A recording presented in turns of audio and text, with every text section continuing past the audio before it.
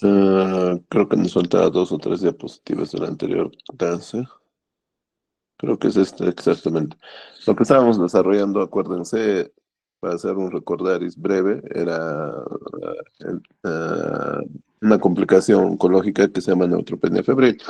La neutropenia febril es una emergencia oncológica, en realidad, que se produce por a consecuencia de la exposición de los pacientes a la quimioterapia, pues, ¿no? Hay esquemas que son marcadamente pancitopénicos, sobre todo las poliquimioterápicas, no, las poliquimioterapias que que producen una acción directa sobre las células que están en proliferación celular. Y recuerden que las células las células hematopoyéticas, que son células multipotenciales, eh, padecen el efecto citotóxico de la quimioterapia, ¿no? Entonces se produce una pancitopenia en los pacientes. Si esta pancitopenia se asocia a una infección, entonces se va a producir una neutropenia febril. Dentro de este grupo de pacientes, debemos distinguir dos tipos de pacientes importantes, ¿no? Los pacientes que están en alto riesgo y los pacientes que están en bajo riesgo de hacer neutropenia, por supuesto, ¿no? Entonces, ¿quiénes son los pacientes de alto riesgo? Son aquellos pacientes que sí o sí tienen que manejarse de manera intrahospitalaria, no se pueden Pero manejar. disculpe, ¿está presentando alguna diapositiva o todavía no? A ver, stop, stop, Porque stop. no se está viendo. Ahí, ahí, ahí.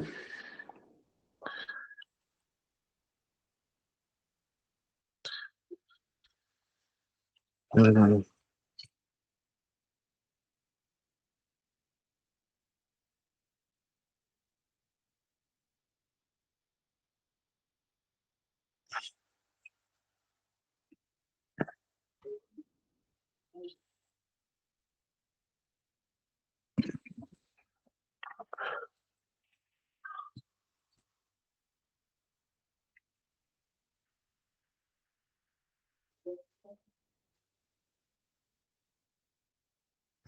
¿ahora se ve? Ahora sí, doctor. Ya. Se me escucha, ¿no?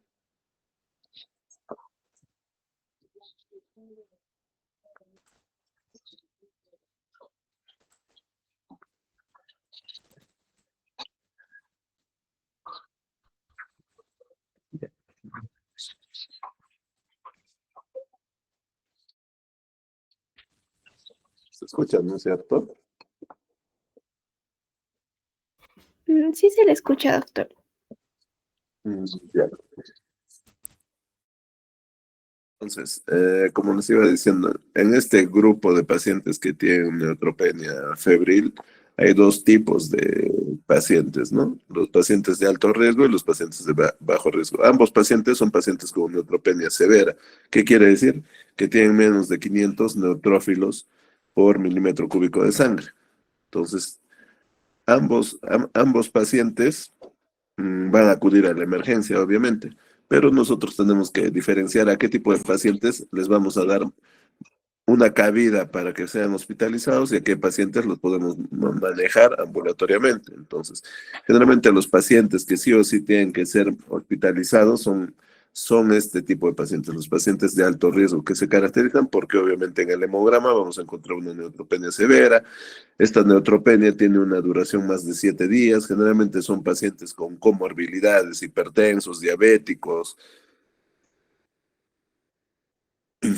neutropenias incluso febriles recurrentes, un índice de MASC menos de 21 puntos o de cisne de 3 puntos, disfunción hepática o renal significativa. Entonces, este tipo de pacientes de ninguna manera yo lo voy a manejar ambulatoriamente. Sin embargo, existe un grupo de pacientes con casi los criterios contrarios al paciente de alto riesgo. O sea, son pacientes que también tienen neutropenia severa, pero su duración es corta, menos de 7 días, no tiene comorbilidades, el índice de MAX es mayor a 21 puntos, el cisne es cero, no hay disfunción hepática o renal significativa. Entonces, este tipo de pacientes yo los puedo manejar ambulatoriamente, incluso con antibióticos orales, ya sea amoxicilina, ácido clavulánico, quinolonas, etcétera.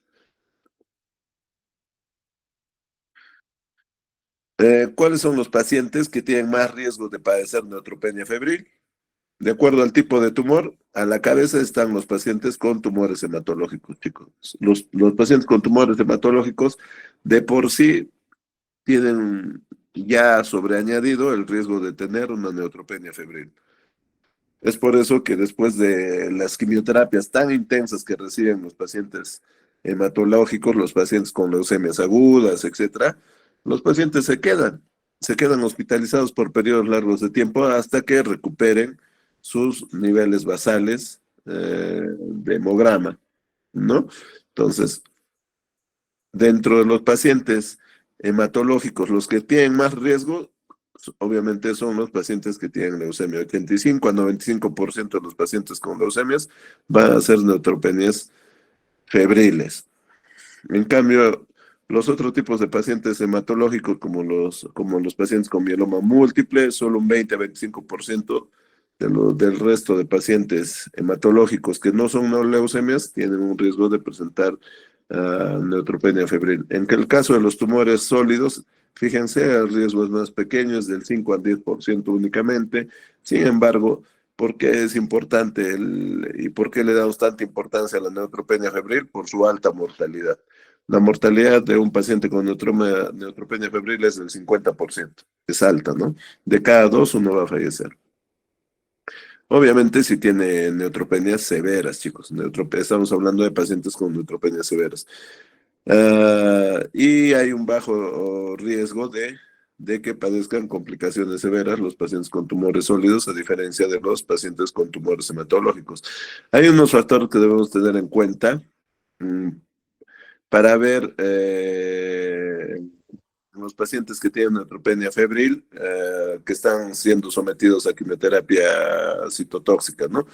Entonces, hay algunas características o algunos factores relacionados al paciente, como la edad avanzada. Generalmente en los pacientes por encima de los 65 años, el riesgo de padecer, se incrementa el riesgo de padecer neutropenia febril y complicaciones, así como su estatus performance, ¿no? O sea, es el grado de dependencia o independencia que tiene el paciente. Generalmente pacientes con un ECOG de 2 para arriba. Recordemos que el ECOG sirve para medir el grado de dependencia o independencia del paciente. Y en relación a los síntomas, ECOG 0 es cuando el paciente está totalmente asintomático y obviamente realiza sus labores cotidianas, ¿no? ECOG 1 es cuando el paciente tiene algún síntoma, pero sin embargo no le impide realizar sus actividades de la vida cotidiana. ECOG 2 es cuando el paciente pasa algunas horas del día encamado, ¿no? Pero que aún hace sus actividades de la vida diaria. ECOG 3 es cuando, pero esas horas en cama es menos de la mitad del día. ECOG 3 es cuando el paciente pasa más del 50% del día en cama.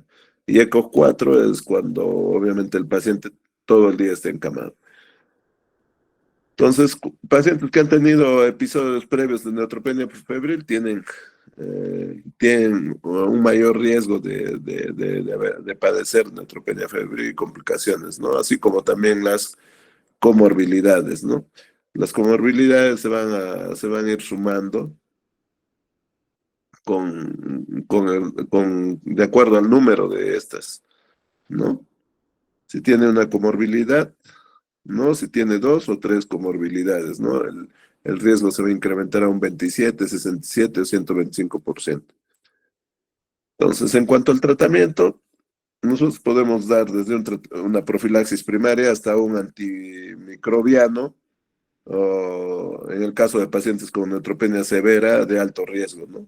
Entonces, si es una profilaxis primaria, antibióticos orales, al igual que la profilaxis secundaria. Si sabemos, por ejemplo, que un paciente va a usar una sonda Foley que le va a condicionar infecciones urinarias recurrentes, entonces profilácticamente le damos nitrofurantoína, por ejemplo, ¿no? Y un y un tratamiento cuando tenemos al paciente, ¿no? Con neutropenia febril, por ejemplo, de alto riesgo que necesita hospitalización, le iniciamos un tratamiento de antimicrobiano de amplio espectro. Generalmente usamos carbapenems, imipenem, meropenem, ertapenem, ¿no? Y si el paciente tiene algún catéter, etcétera, le vamos a agregar a, vancomicina, ¿no? Específicamente para gérmenes gram positivos, ¿no? E incluso de manera preventiva, muchas veces hacemos el dosaje de biomarcadores, como por ejemplo el galactomanano. Entonces, debemos de reconocer tempranamente a estos pacientes de neutropenia febril y debemos seleccionarlos, pues, ¿no? Una vez que hemos determinado que ese paciente es de alto riesgo y amerita el inicio de un tratamiento antimicrobiano sistémico, es decir, endovenoso, entonces no debemos tardar, máximo la literatura dice que debemos de tardar hasta 60 minutos y algunas literaturas son más estrictas, hasta 30 minutos después de identificar al paciente para iniciar un tratamiento antimicrobiano, sobre todo de amplio espectro. Como les decía, los medicamentos a elegir sobre todo son los carbapenems, ¿no? Imipenem, ertapenem, meropenem. Porque si no identificamos a tiempo y no iniciamos una terapia antimicrobiana, entonces estos pacientes tienen riesgo de sucumbir ante una septicemia y obviamente se pueden complicar y fallecer, porque como les digo, el riesgo de mortalidad es alto, 50%. Entonces, el momento de la administración de los antibióticos es muy importante. Debemos recordar que los antibióticos sistémicos siempre se deben de iniciar después de la toma de hemocultivos. Y los hemocultivos en general se toman dos muestras, ¿no?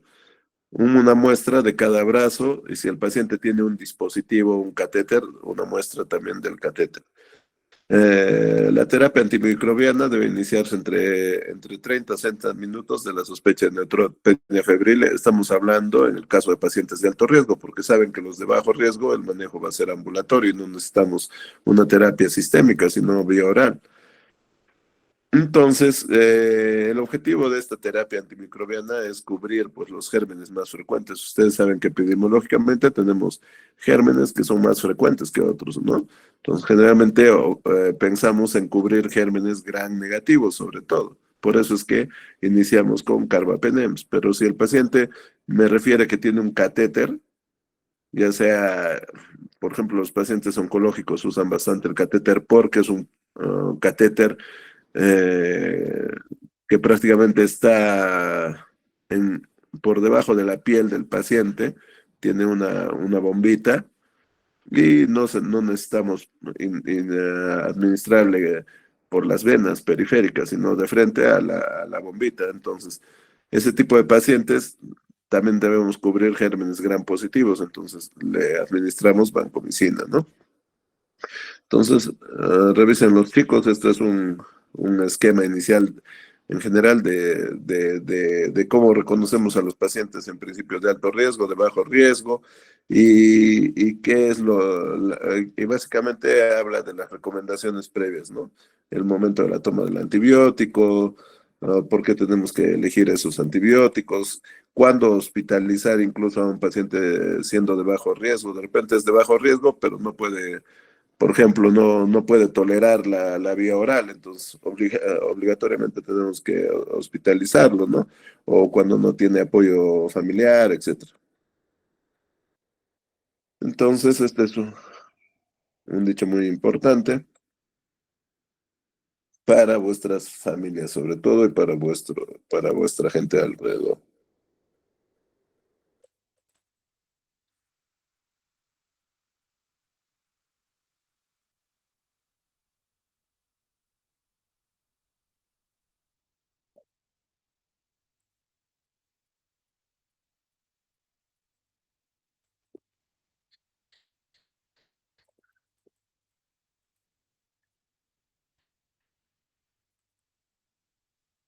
Araceli, una pregunta, ¿hasta cuándo es el semestre?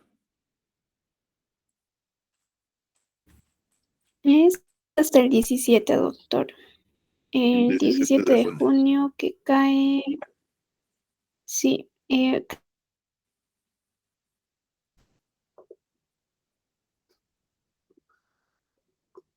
sí. O sea, de acá a 2 semanas. Tenemos 2 clases más en teoría, ¿no? Sí, sí, doctor, en teoría sí. Hoy día vamos a hacer casi 2 temas conjuntos. Ya está bien, doctor.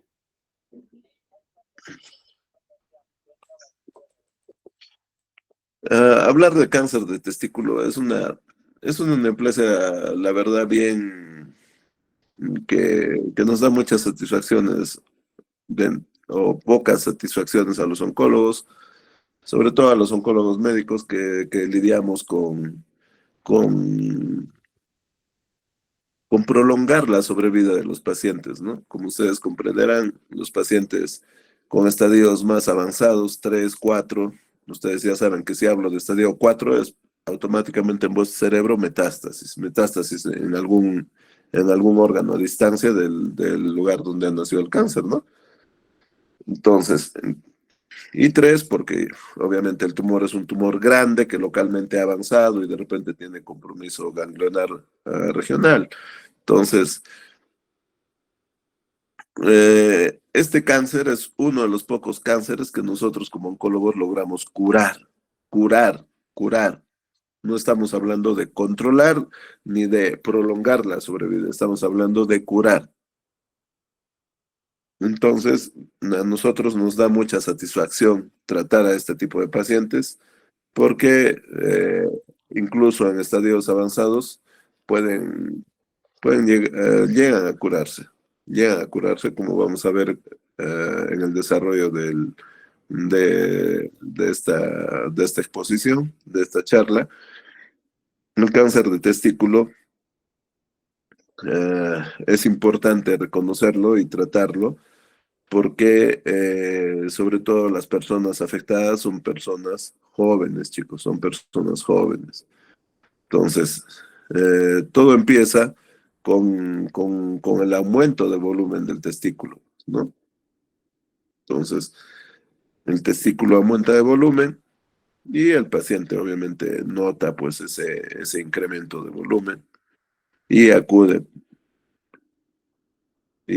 a la farmacia primero, ¿no? Porque ustedes saben que en el Perú el 60% de los pacientes acuden a la farmacia y por eso es la explicación de por qué hay tanta farmacia, ¿no? En cada esquina, en cada barrio hay una farmacia, entonces esa es la respuesta. ¿Por qué? Porque el paciente primero acude a la farmacia. Entonces muchas veces les dan corticoides, etcétera, y sienten un alivio pasajero de la enfermedad. Entonces continúa el avance de la enfermedad y a veces la enfermedad empieza a hacer metástasis ganglionares a nivel retroperitoneal, a nivel inguinal, etcétera, ¿no? Entonces, les digo, este tipo de pacientes son pacientes jóvenes. Cuando llega al oncólogo, el paciente generalmente llega ya orquiectomizado, ¿no? El urólogo lo ha identificado y lo ha sometido a una orquiectomía, ah, a veces con la linfadenectomía retroperitoneal. ah, Unas escuelas estilaba eso, sobre todo cuando había sospecha de un compromiso ganglionar retroperitoneal, ¿no? Entonces, los oncólogos vemos el resultado de la patología y asumimos que hay dos grandes grupos de pacientes dentro de los pacientes con cáncer de testículo. Un primer grupo son los pacientes con seminoma y un segundo grupo son los pacientes con una histología denominada tumor de células germinales no seminomatoso. Y identificamos los factores de riesgo, realizamos el estadiaje del paciente y iniciamos un tratamiento al paciente, ¿no? Con la satisfacción que el paciente va a salir curado, a diferencia del resto de neoplasias malignas que lamentablemente en estadios avanzados solo podemos decirles al paciente que vamos, o a la familia del paciente que vamos a prolongar la vida del paciente, pero de ninguna manera curar. No existe cura, estimados alumnos, para pacientes con estadio clínico 4. Siempre la ética tiene que primar, por sobre todo, si alguno de ustedes es oncólogo o va a ser oncólogo en el futuro, o sea, ni la inmunoterapia, ni la quimioterapia, ni la terapia biológica, ni los anticuerpos monoclonales conjugados han demostrado que curen la mayoría de neoplasias, ¿no? No curan, controlan la enfermedad y como les digo, prolongamos la vida del paciente. En algunos casos se ha visto que se incrementa considerablemente la sobrevida de los pacientes, sí, sí, y es un avance de la medicina, pero de ninguna manera hablamos de curar. Entonces, en este tipo de pacientes sí hablamos de curar. Y el esquema es en base a quimioterapia, chicos. El esquema es en base a quimioterapia. Entonces, para hablar un poco de estadísticas, fíjense, representa el 1 a 2% de todos los cánceres en los hombres. O sea, la casuística es, es pequeña, pero es importante, chicos, pero es importante. Sobre todo porque afecta a varones adultos jóvenes de 15 a 35 años, imagínense. Su tasa anual es más o menos de 3 a 10 casos por cada 100.000 hombres y esto va a variar de acuerdo a la región geográfica. Imagínense, pacientes con mieloma, más o menos es de 3 a 5 casos por cada 100.000 personas año, ¿no? Hay una distribución bimodal o una afectación bimodal de esta neoplasia. Hay un pico principal, el pico más importante está, como les digo, entre los 15 a 35 años, sobre todo de tumores de células germinales no seminomatosas, y el segundo pico es mayor a los 60 años. Espermacitomas o sobre todo los espermacitomas y también los seminomas. Hay una mayor incidencia en Europa del Norte, sobre todo en Dinamarca, Noruega, Suiza. Hay una menor incidencia en Asia y en África. Probablemente hay una influencia genética y ambiental. Los pacientes de raza blanca, sobre todo los de raza caucásica, tienen 5 veces más riesgo que los hombres afrodescendientes, por ejemplo. Entonces, los pacientes de raza blanca son más propensos, ¿no? Pues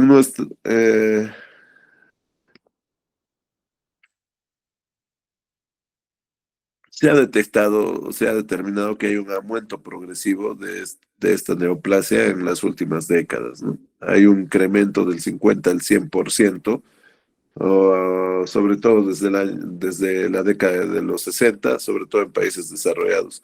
Esto se relaciona con la exposición a disruptores endocrinos, sobre todo el consumo de dietiletilvestrol, en el desarrollo fetal. También debemos saber que obviamente hay mayor capacidad para detectar lesiones, pues, ¿no? No vamos a comparar al médico de 1960 que tenía pocas armas diagnósticas a un médico de nuestros tiempos, ¿no? Que tiene un sinfín de armas para realizar diagnósticos, ¿no? Desde la simple ecografía, y ahora hay ecografía 2D, 3D, 4D, 5D, etcétera, con Doppler, sin Doppler. tomografía con contraste, sin contraste, hay resonancia, hay PET-CT, etcétera. Y hay una batería de laboratorio clínico que podemos echar mano para realizar un diagnóstico. Entonces, ¿qué ha mejorado nuestros procesos diagnósticos? Eso es obvio y gracias a esa mejoría se pueden detectar más casos, ¿no? Pero debemos considerar que también hay un aumento real, ¿no? Hay un aumento real, porque recordemos cómo era el cusqueño de hace 10 o 15 años. ¿Ustedes creen que se alimentaba igual que el cusqueño de estos tiempos? No. Entonces, ahora vivimos mucho más apurados, acelerados, estresados. Entonces, todas esas cosas influyen y ya nuestra dieta se ha occidentalizado prácticamente. O sea,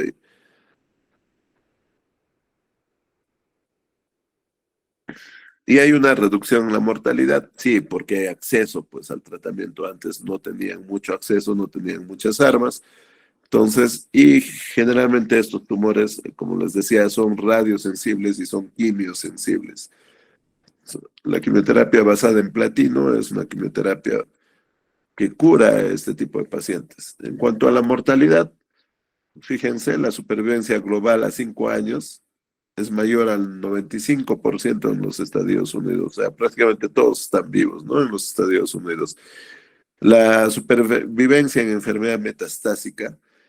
En este tipo de cánceres, chicos, no existe estadio clínico 4. Es uno de los pocos cánceres que no existe estadio clínico 4. Cuando un paciente tiene metástasis a distancia, es catalogado como estadio clínico 3. Es catalogado como estadio clínico 3, a diferencia del resto de neoplasias, chicos. Esta es una de las pocas neoplasias que solo existe el estadio 1, 2 y 3. El estadio 3 es cuando la enfermedad es metastásica. Y fíjense, la supervivencia de los pacientes que tienen seminoma, que es una familia importante de este tipo de tumores, la supervivencia a 5 años, no, 80-90% es alta, es alta. ¿Cuál es la supervivencia de un cáncer gástrico metastásico en estadio clínico a 5 años? Yo pienso que a 5 años nadie está vivo. El 10% o menos del 10% tal vez. ¿No? Los pacientes con no seminoma de buen pronóstico, aproximadamente el 90%. Y los pacientes con no seminoma de pronóstico intermedio a pobre, de un 50 a 80% están vivos a 5 años, ¿no? Entonces, el pronóstico en general de la enfermedad es buena, es buena. ¿Hay pacientes que se mueren por esta patología? Claro, hay pacientes que se mueren por esta patología, sobre todo cuando la carga de metástasis o el volumen metastásico es alto, pues, ¿no? Entonces son pacientes que muchas veces hacen resistencia al tratamiento por quimioterapia y recaen, ¿no? Y recaen, o los pacientes que tienen ese componente de coriocarcinoma, que hace que tengan resistencia a la quimioterapia. Las recaídas tardías son raras, pero son posibles incluso después de los 5 años. Entonces, esas son las principales causas de mortalidad, ¿no? La resistencia a la quimioterapia y las recaídas tardías. En cuanto a los factores de riesgo, ya hay evidencia sólida de factores de riesgo bien establecidos. Y una de las patologías que predispone a cáncer de testículo es la criptorquidia. Ustedes, seguro en pediatría o en cirugía, van a ver la importancia de resolver esta criptorquidia, que obviamente es un testículo no descendido en el neonato, ¿no? Ese es el factor de riesgo más importante. Fíjense, el riesgo cuando uno tiene criptorquidia de padecer cáncer de testículo es de 3 a 8 veces mayor, incluso después de la orquidopexia. Sí. Es que estoy dictando clases yo, a las 10 yo me puedo reunir. Distribuyanlo, pues. ¿Ya? Por favor. Aló, aló. ¿Se me escucha? ¿Me escuchas? Sí se escucha. Sí, La doctor. criptorquidia es uno de los factores de riesgo más importantes para que el paciente pueda padecer en el futuro cáncer de testículo. Incluso, o sea, este riesgo no desaparece resolviendo el problema, es decir, haciéndole orquidopexia al paciente. No desaparece. Y otro punto importante es que el riesgo persiste en el testículo contralateral descendido. Entonces, ese es un factor de riesgo importante y a considerar. 3 a 8 veces el riesgo de padecer cáncer de testículo en los pacientes con criptorquidia. O una historia personal previa de cáncer de testículo aumenta en un 2 a 5% la posibilidad de desarrollar cáncer en el testículo contralateral, o sea, en el testículo que no ha sido operado, ¿no? El síndrome de neoplasia testicular incluye criptorquidia, hipospadías, infertilidad y alteraciones en la espermatogénesis. También ese tipo de pacientes tiene riesgo de padecer cáncer de testículo asociado con exposición intrauterina a disruptores endocrinos, ¿no? La exposición a estilbestrol, ¿no?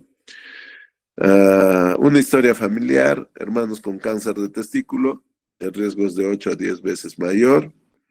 Hijos de padres afectados, de 4 a 6, hay un riesgo de 4 o 6 veces más de padecer este tipo de cáncer.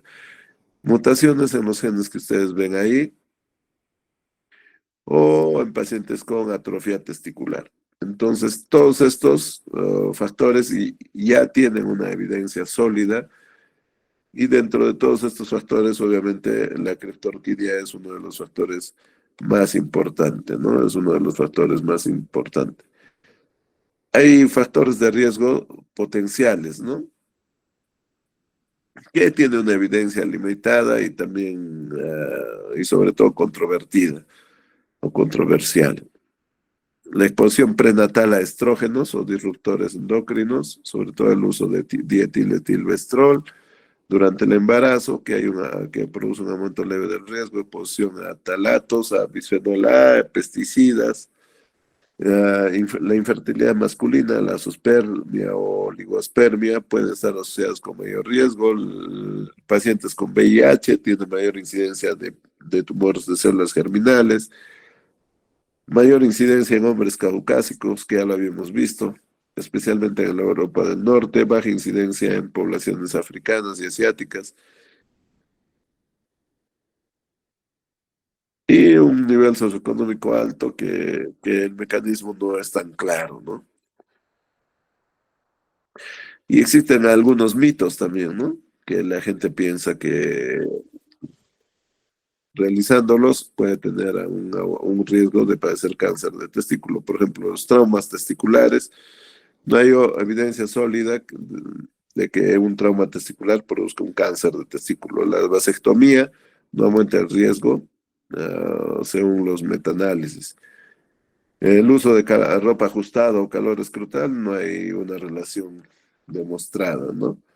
Entonces, una vez operado el paciente, tengo básicamente estas tres posibilidades, ¿no? Seminoma, no seminoma, espermacitoma. Generalmente los más frecuentes son el seminoma y no seminoma. En toda mi especialidad nunca he visto un espermacitoma.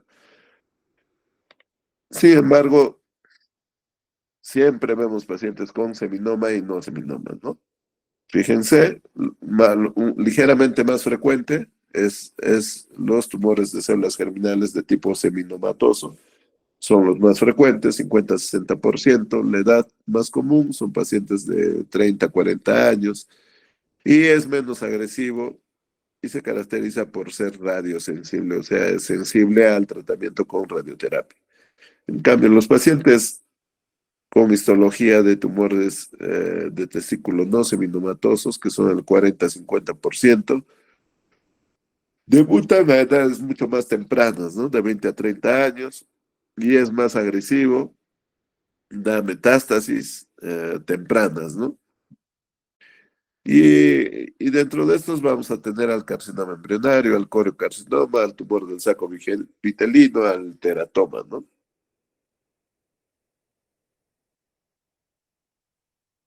El carcinoma embrionario es el que más tiene alto riesgo de metástasis. El coriocarcinoma es muy agresivo, es raro. Tumor del saco vitelino,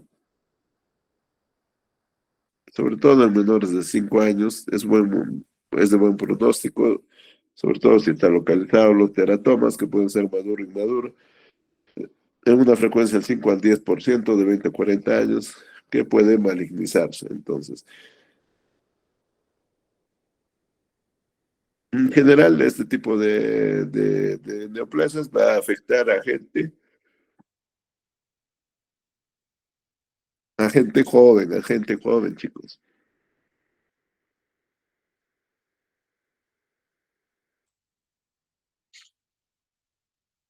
¿Y cuáles son las manifestaciones? Obviamente al inicio va a haber manifestaciones locales, ¿no? Generalmente cuando el tumor es muy pequeño, la mayoría de pacientes va a estar asintomático, no va a presentar ninguna molestia, ¿no? Pero a medida que va aumentando de tamaño el nódulo, entonces la primera manifestación es la presencia de una masa o el aumento de tamaño testicular y es indoloro en el 80-90%, o sea, no duele, ¿no? Se caracteriza por ser una tumoración firme, irregular y no trasluminable. Puede haber dolor asociado, puede estar a dolor testicular en un 20 a 30% de los casos. Es un dolor sordo que puede simular una epididimitis. Y en algunos casos se puede producir un dolor agudo por una hemorragia intratumoral.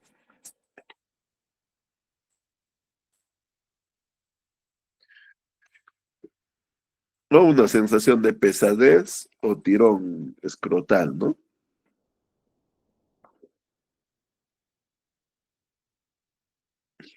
Entonces, ¿cuáles son los signos físicos que son claves? La palpación de un nódulo duro adherido al testículo, ¿no? Asimetría testicular, o sea, sí es cierto, uno de los testículos siempre es ligeramente más grande, pero en este caso es bien notoria esa asimetría, ¿no? Hay un aumento de volumen de uno de los testículos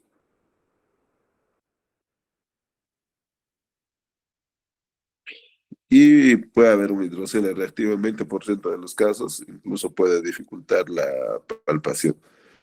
Y cuando hay metástasis, generalmente el cáncer de testículo se disemina a través de vía linfática. Entonces, los órganos más comprometidos son los ganglios linfáticos, ¿no? Puede hacer generalmente metástasis retroperitoneales a los ganglios paraórticos, que va a producir un dolor lumbar o una masa abdominal palpable. Y,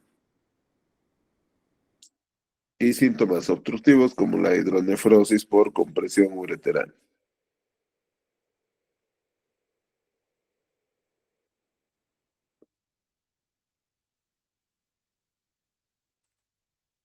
¿Por qué? Porque recordemos que parte de la pelvis renal y del uréter es retroperitoneal. Entonces, si hay un aumento del tamaño de los ganglios linfáticos, obviamente se va a producir un tema obstructivo, ¿no? Puede presentar metástasis supraclaviculares, sí, parecidas al de el cáncer gástrico, ¿no? O el cáncer de páncreas, que también tenía ese ganglio de Virchow, sobre todo en pacientes con enfermedad avanzada.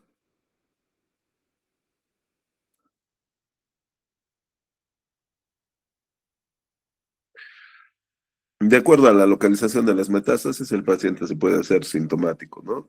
Si el paciente tiene metástasis pulmonares, entonces va a empezar a tener tos, disnea, hemoptisis, que es común en los pacientes no seminomatosos. O a nivel hepático, ictericia, dolor en hipocondrio derecho. O a nivel cerebral, cefalea, déficit neurológico, ¿no?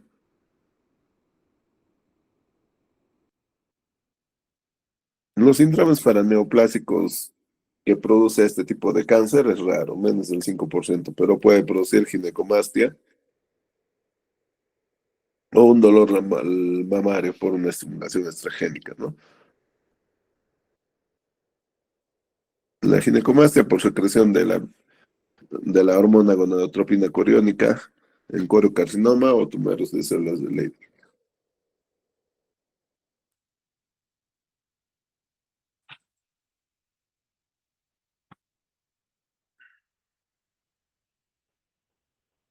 Existen algunas presentaciones atípicas. Yo pienso que no es tanto para ustedes. Sin embargo, pueden debutar con metástasis retroperitoneal o pulmonar, incluso sin un tumor primario identificable.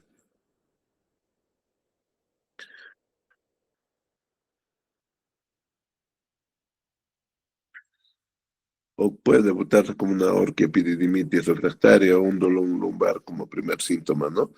Sobre todo cuando hay metástasis retroperitoneales.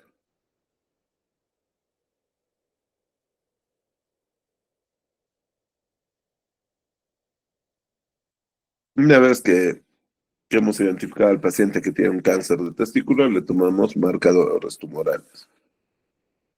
Son tres básicamente los marcadores tumorales, que son claves para el diagnóstico y tanto para el pronóstico, ¿no? Porque si estos marcadores están elevados, después de la orquiectomía, entonces nos van a servir como un basal para hacerle un seguimiento a cómo está yendo el tratamiento de los pacientes, ¿no?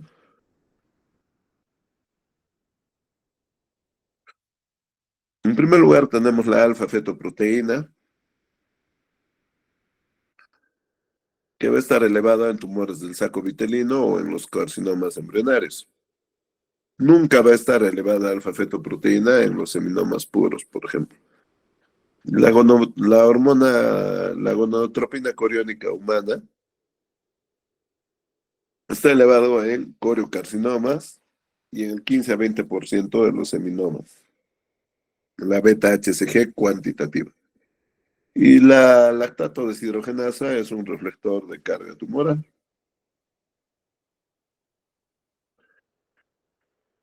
Para la identificación de este tipo de nódulos, obviamente la ecografía testicular es el gold estándar. Y va a detectar este tipo de lesiones hipoecoicas, heterogéneas, con vascularización aumentada al Doppler. La tomografía lo usamos en el contexto del estadiaje. ¿Qué estadio clínico es mi paciente? ¿Tiene ganglios retroperitoneales? ¿Tiene ganglios regionales, locales?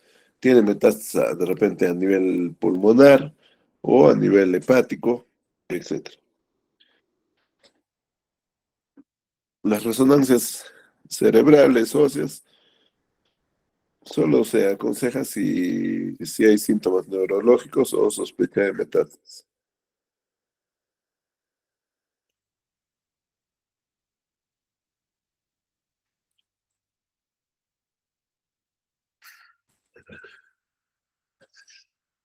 El diagnóstico diferencial, obviamente con todas las patologías que pueden afectar al propio testículo, ¿no? O sea, una epidermitis, una orquitis, hay torsión testicular, hidrocele, varicocele, linfoma testicular, hernia inguinal. Entonces existe una serie de condiciones que yo debo tomar en cuenta antes de catalogar a un paciente como un cáncer de testículo. Podría ser muy, muy bien una epididymitis o un hidrocele, ¿no? O una torsión testicular.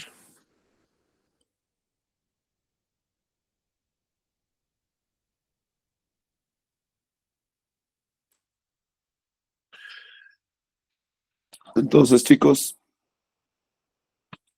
Si están ante una sospecha clínica, que sería una masa testicular o un dolor atípico del testículo, entonces tenemos que hacerle una ecografía escrotal para confirmar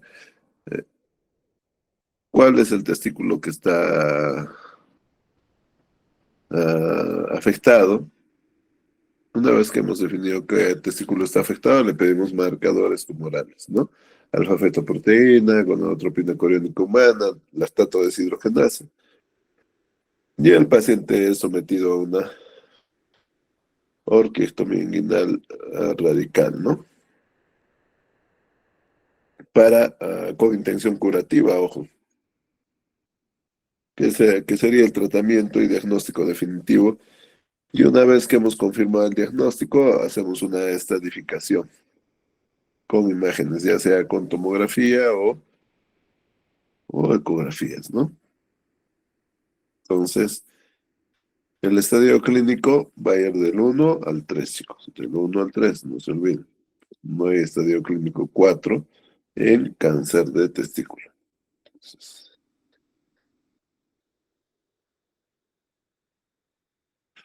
y algo que ustedes ya conocen, como es el sistema TNM para estadiar a este tipo de pacientes, ¿no? El T va a ver el tamaño del tumor, ¿no?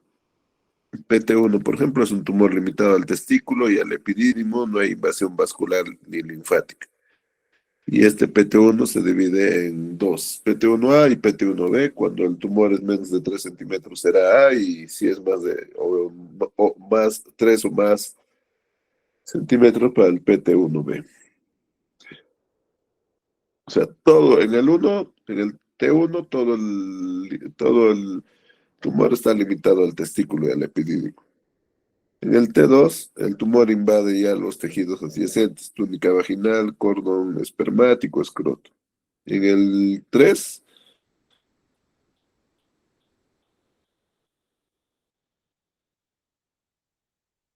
ya va más allá, ¿no? Hay un compromiso del cordón espermático,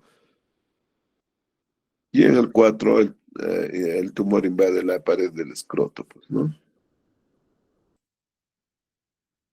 Entonces, el T por un lado, el N por otro lado, si hay metástasis o no hay metástasis en ganglios, en ganglios. N1 metástasis en dos o menos ganglios, todos menos de 2 centímetros. PN2 metástasis en más de 2 ganglios.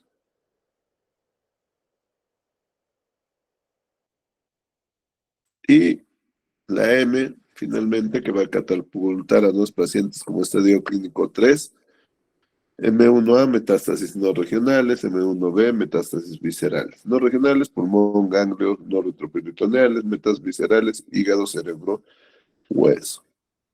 Entonces, el TNM, el TNM, tamaño, compromiso ganglionar, metástasis, ¿no? A distancia.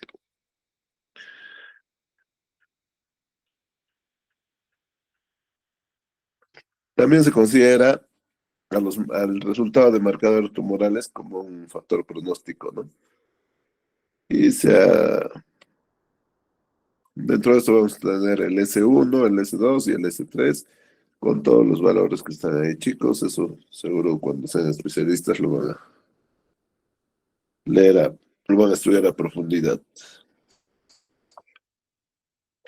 Y estos son todos los estadios que podemos encontrar, del estadio 0 al estadio clínico 13. Porque ya les he dicho que las metástasis son consideradas como estadio clínico 3, ¿no? 3A, 3 es metástasis a distancia.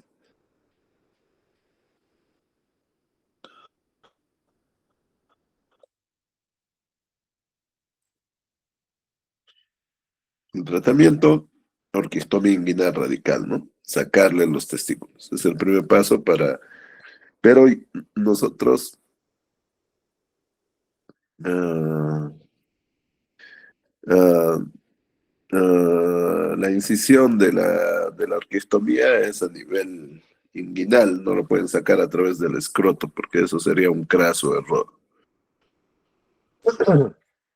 Entonces, hay una orquiectomía inguinal radical que hace que el paciente esté curado, ¿no?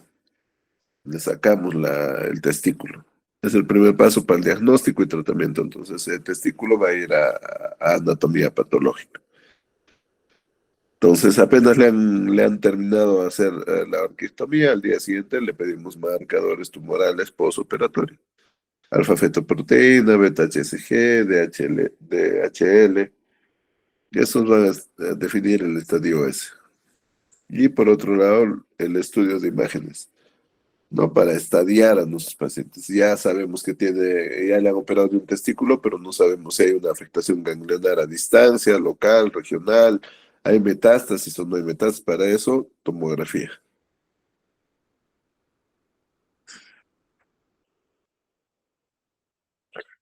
Y las opciones de tratamiento son desde la vigilancia, la cirugía, la radioterapia o la quimioterapia, ¿no? Con esquema B.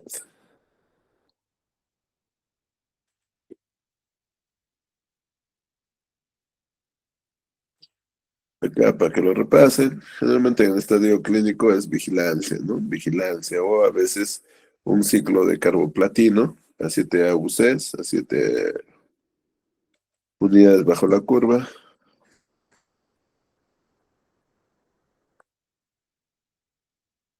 en cada estadio, ¿no? En el 1S, o sea, recuerden que el 1S está por acá, está, ¿no?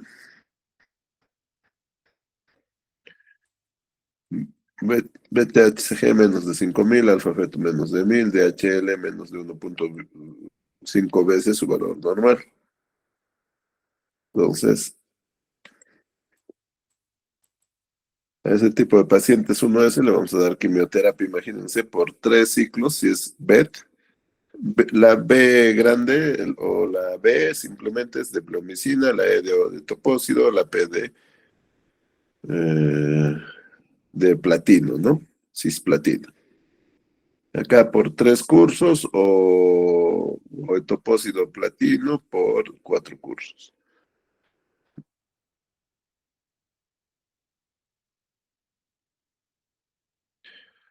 Y así, ¿no? En pacientes con metástasis que tienen buen pronóstico, les podemos dar BET por 3 o EP por 4, ¿no? Etopósido platino, ¿no?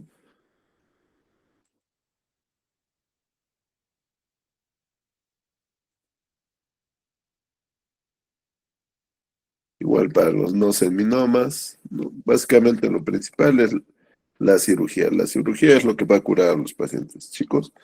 Pero si por A o B uno de esos pacientes presentara una metástasis, hay altas chances de que se curen, ¿no? Hay altas chances de que se curen.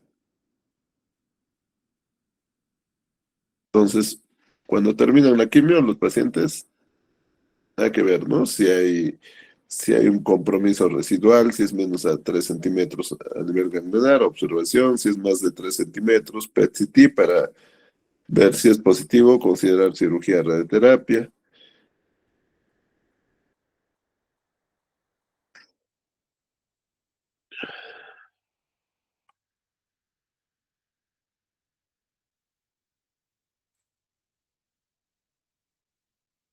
El seguimiento, los 2 primeros años con tomografía cada 3 a 6 meses, marcadores tumorales en cada visita. De 3 a 5 años, tomografía computarizada anual, marcadores semestrales y finalmente el autoexamen testicular mensual.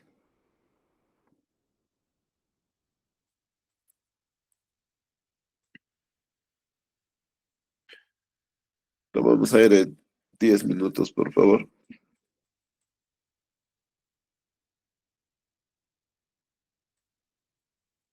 ¿Aló? ¿Se escucha? Sí, sí, le escucha, doctor. Sí, doctor. Ya. Vamos 21:35, por favor. Ya, está bien, doctor.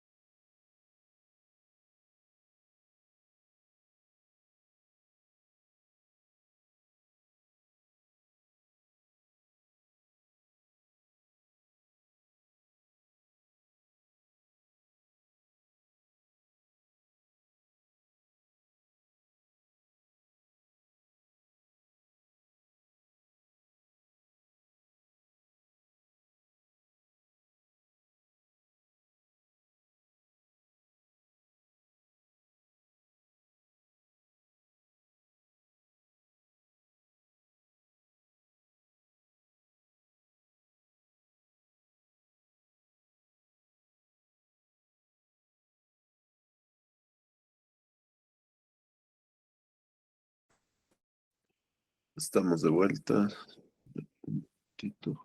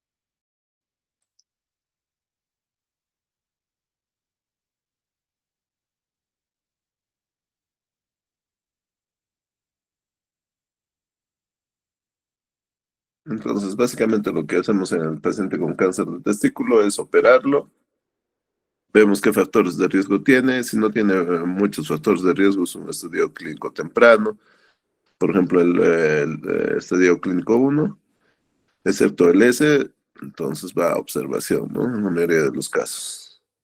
Si tiene el S, en algunos casos recibe quimioterapia, o etcétera. Si tiene metástasis, también va a recibir obviamente quimioterapia, ¿no? Y si hay alguna enfermedad residual, en el caso de seminoma, si la enfermedad residual, digamos, es un ganglio retroperitoneal y me ha quedado una lesión menos de 3 centímetros, pasa a observación. Si es más de 3 centímetros, 3 o más centímetros, hay que hacerle un PET-CT, ¿no? Para determinar si esa lesión está activa o no está activa. Y de acuerdo a eso voy a considerar cirugía o radioterapia. Si en el no seminoma, si la enfermedad residual es mayor a 1 centímetro, entonces hay que hacer una linfadenectomía retroperitoneal, ¿no? Y si es menos de 1 centímetro, vigilancia generalmente. Entonces, generalmente los pacientes con estos tipos de enfermedades son vigilados y en general en todos los cánceres se hace una vigilancia por 5 años, ¿no? En los dos primeros años, tomografías casi trimestrales o semestrales, ¿no? Más los marcadores tumorales, obviamente. En el seminoma no eleva mucho los marcadores tumorales, no eleva en los tumores no seminomatosos es donde hay elevación de alfa-feto, beta-HSG, que es la gonadotropina coriónica humana, y la lactato deshidrogenasa, ¿no?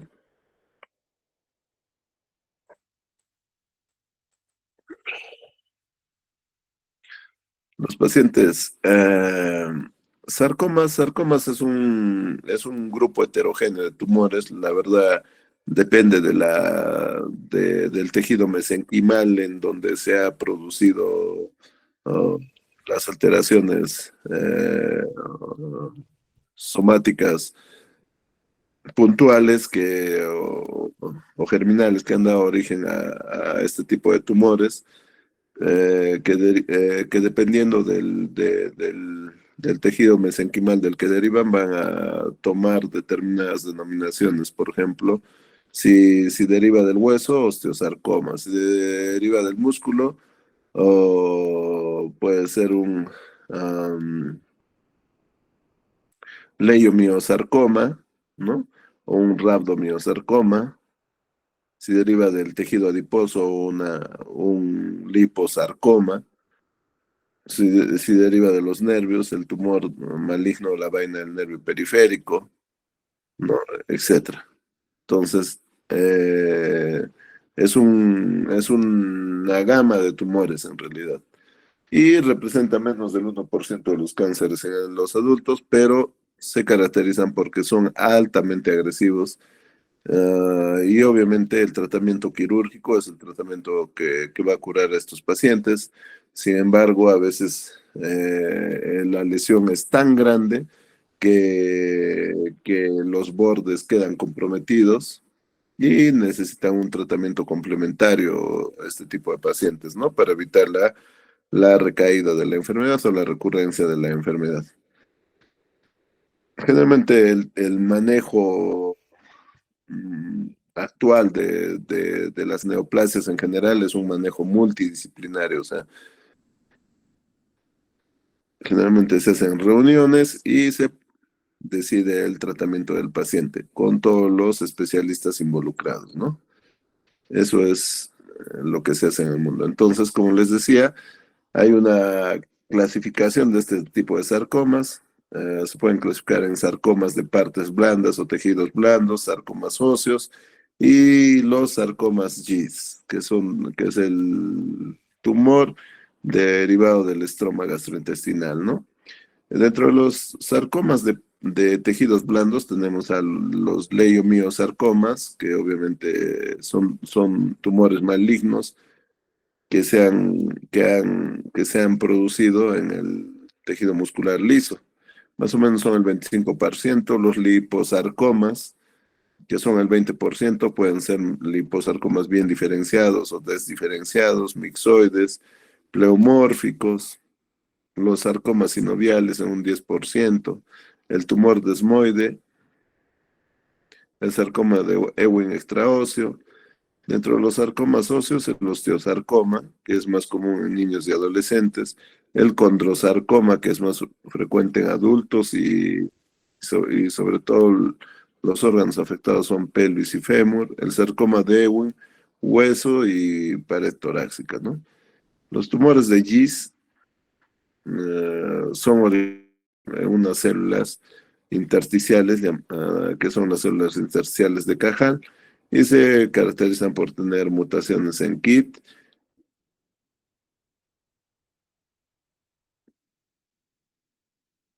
y hay mutaciones en el receptor del factor de crecimiento derivado de las plaquetas. Entonces, como les digo, es una gama de lesiones, es una gama de enfermedades que se tratan quirúrgicamente, ¿no? El problema que las zonas donde muchas veces se produce este tipo de lesiones son lesiones a veces un poco inaccesibles a la cirugía, por ejemplo, el retroperitoneo, ¿no? O sobre el psoas ilíaco, o a nivel del fémur, que son zonas muy, o del muslo, que son zonas a veces muy vascularizadas y el potencial de metástasis a distancia es alto, ¿no? Entonces existen factores genéticos y ambientales, ¿no? La neurofibromatosis tipo 1, que puede hacer que el paciente tenga un schwannoma maligno, el síndrome de Li-Fraumeni, donde hay una mutación en P53, el retinoblastoma familiar, hay una mutación en el gen supresor tumoral del retinoblastoma de tipo 1. Hay factores de riesgo ambientales como la radiación ionizante, que puede producir sarcomas por radioterapia. Una radioterapia mal dada puede predisponer a mi paciente a una segunda neoplasia, en este caso a sarcomas. El, el linfedema crónico puede ocasionar un angiosarcoma, sobre todo en los pacientes mastectomizados. Ustedes saben que a las pacientes con cáncer de mama muchas veces no solo se le hace una cirugía radical que significa la extracción prácticamente de la mama completa, no afectada, sino también de los ganglios ipsilaterales a la lesión. Entonces, se va a producir un linfedema crónico, un aumento de volumen del miembro superior ah, afectado a la zona de la disección. Entonces eso se puede derivar en un angiosarcoma, ¿no? El diagnóstico de este tipo de lesiones, obviamente la clínica va a ser variada, en general es una masa palpable, dolor, ¿no? Si es retroperitoneo va a haber mucho dolor y nosotros, gracias a las imágenes, podemos estadiar estos pacientes, ¿no? De preferencia para tejidos blandos, está recomendado la resonancia, la tomografía para evaluar metástasis en vísceras sólidas, sobre todo en metástasis pulmonar para metástasis, y el PET-CT que podría ser de ayuda sobre todo para determinar actividad metastásica a nivel ganglionar. La biopsia sigue siendo el gol estándar, pues, ¿no? Yo tengo un tumor retroperitoneal, ¿qué voy a hacer? Voy a biopsiar, voy a tomar una muestra para saber a qué me estoy enfrentando. No, entonces la biopsia suele ser el gol estándar.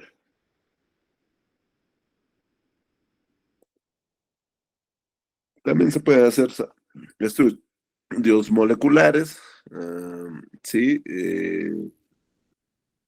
en el sarcoma sinovial de Ewing hay ciertas mutaciones especiales y características.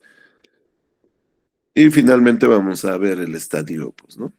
En el estadio uno es un tumor de bajo grado, menos de 5 centímetros y no tiene metástasis. De bajo grado quiere decir un bien diferenciado o un medianamente diferenciado. El estadio 2 es un tumor de alto grado, es un G3, es un pobremente diferenciado, menos de 5 centímetros y no tiene metástasis. El estadio 3 es un tumor de alto grado, más de 5 centímetros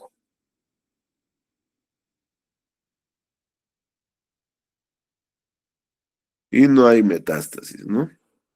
Y el estadio clínico 4 hay metástasis a distancia, pulmón, hueso, hígado. A diferencia del cáncer de testículo, que en el 3 ya había metástasis. Entonces,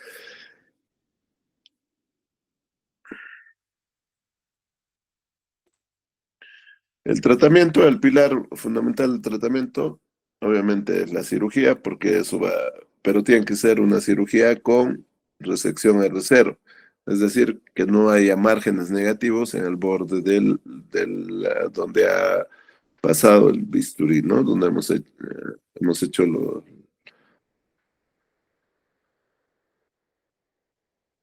Entonces, la resección R0 es el estándar en los tumores localizados. Esa resección es mucho más viable, esa resección R0 es mucho más viable, sobre todo si hay lesiones que están ubicadas en extremidades, ¿no? A diferencia de lesiones que están ubicadas en retroperitoneo. Entonces, en algunos casos optamos por amputar a los pacientes, ¿no? Versus hacer una cirugía conservadora, esto va a depender de la localización de las lesiones. La radioterapia podemos darle antes como una neoadyuvancia para tratar de disminuir el tamaño de las lesiones o como un tratamiento complementario después de la cirugía. Digamos, ha habido bordes quirúrgicos comprometidos, pero ya no puedo ampliar más ese margen, entonces radioterapia.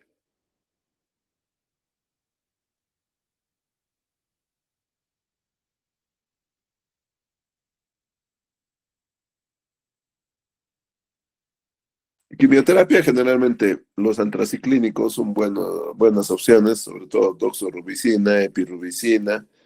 Y si queremos, si es un tumor irresecable, de repente podemos optar por este régimen doxorubicina y fosfamida que le puede dar una respuesta significativa, ¿no? a la enfermedad. Y mucho más tratamientos avanzados como la trabectedina o en liposarcomas mixoides, la eribulina en leiomiosarcoma, etcétera. Y también tenemos terapias dirigidas como imatinib para el tumor de Gis, el sunitinib, regorafenib.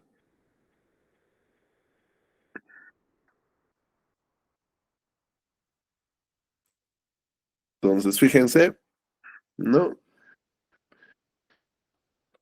Es una lesión, si bien es cierto, es bien regular, de bordes definidos, pero en la parte central tiene unas lesiones medias amorfas, ¿no? Entonces, pero la lesión se extiende. Entonces, ¿qué tenemos que hacer? Dependiendo del compromiso en profundidad, probablemente vaya a una amputación del miembro, ¿no? Pero fíjense, la diferencia de operar este tipo de pacientes, en donde probablemente le haga una amputación, si es que hay compromiso óseo irreparable, etcétera. Entonces, de repente una puntación le viene bien a este paciente y probablemente incluso se puede sacar con márgenes de seguridad. Pero ¿qué pasa con este paciente? ¿No? Tiene una masa retroperitoneal inmensa. ¿Qué hacemos con el paciente? Entonces, obviamente, si intentamos sacar esta masa, va a quedar en algún sitio enfermedad, va a quedar enfermedad en algún sitio.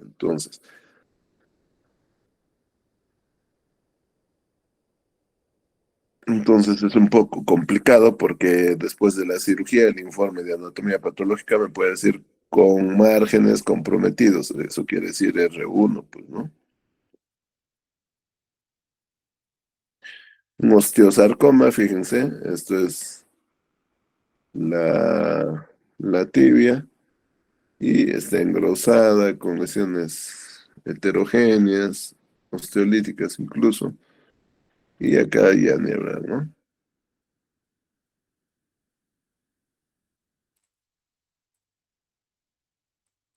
Eso es todo, chicos. ¿Alguna pregunta, por favor?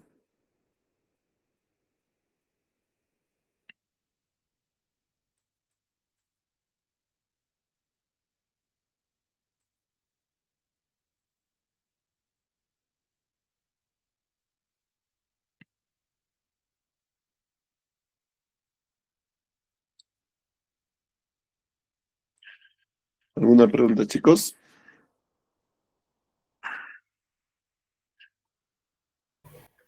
Doctor, disculpe, Dime, ¿en el caso de Araceli. osteosarcoma hay algún... Sí, para el caso de Los osteosarcoma hay ma- algún me marcador olvidaba de tumoral? decirles que es una enfermedad discúlpame que te corte, es una enfermedad que fundamentalmente ataca a niños, a adolescentes, sobre todo, y sobre todo en huesos largos, ¿no? Tibia, fémur, etcétera. Me decías, Araceli, ahora sí. Sí, doctor. En el caso de osteosarcoma,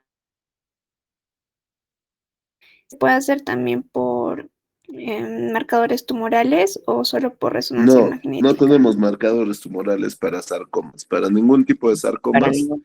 no tenemos liposarcomas, rhabdomiosarcomas, o leiomiosarcomas. No tenemos marcadores tumorales para sarcomas, a diferencia de un cáncer de mama, que le voy a pedir sea 15,3, que es el específico, más sea. O un cáncer de páncreas, que le va a pedir el específico sea 19,9 más el sea, o un cáncer de ovario que le va a pedir CA 125 más el CA. No hay un marcador tumoral para sarcomas, chicos, no hay. Está bien, doctor. Y doctor, entonces, este, como una prueba de imagen, primero pedimos la resonancia o la TC, o los dos por... Dependiendo del cuadro clínico, yo pienso que mejor es si es partes blandas, si es un tumor en muslo, por ejemplo, mejor, mucho mejor es la resonancia, porque ahí vamos a ver incluso cuál es el grado de compromiso de los paquetes musculares, vasos sanguíneos, etcétera. Si es una lesión que estoy sospechando se encuentra en retroperitoneo, el paciente tiene un dolor a nivel lumbar, incluso con algunos de ustedes, no sé si se acuerdan el caso de un paciente que tenía un liposarcoma pleomórfico, ¿no es cierto? Que tenía, que había debutado con una enfermedad a nivel del muslo izquierdo y vino ya y ha hecho una recurrencia pulmonar y había una lesión, una gran masa mediastinal que ocupaba casi gran parte del hemitórax derecho. Entonces, no hay marcadores tumorales para sarcomas. En ese tipo de pacientes es mejor la tomografía.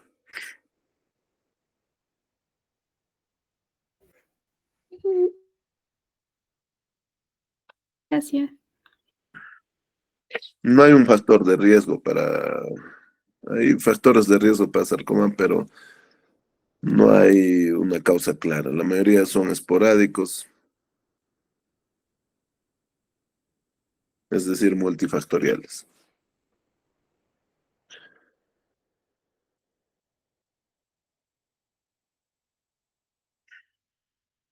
¿Alguna otra pregunta?